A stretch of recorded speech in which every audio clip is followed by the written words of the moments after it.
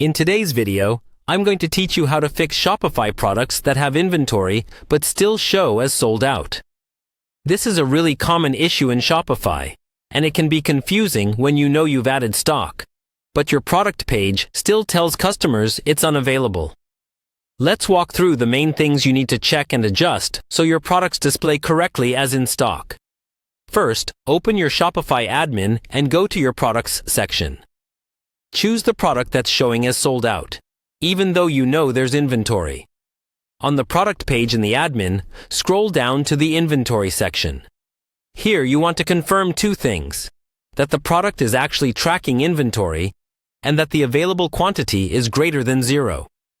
If inventory tracking is turned off, Shopify might treat the item as unavailable in some cases, so make sure Track Quantity is enabled and that the number in stock is correct. If needed, update the quantity and save your changes. Next, check if the product has variants, like sizes or colors.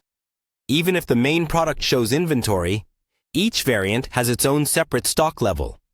Still in the product page, scroll to the variants area, click into each variant that should be available, and verify that tracking is turned on there as well, and that the inventory quantity is not 0. Sometimes only one variant has inventory, while others are sold out. So make sure the variant your customers are trying to buy actually has stock assigned to it. After that, look at the product status and sales channels.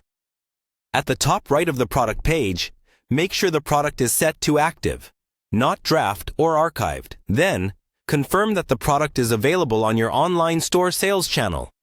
If it's not checked for the online store, it won't show as purchasable to visitors.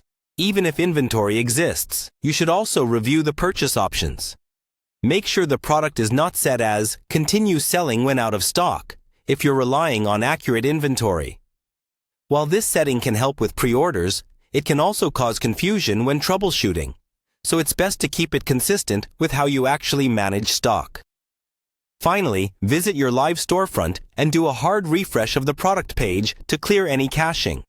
Then test adding the item to your cart.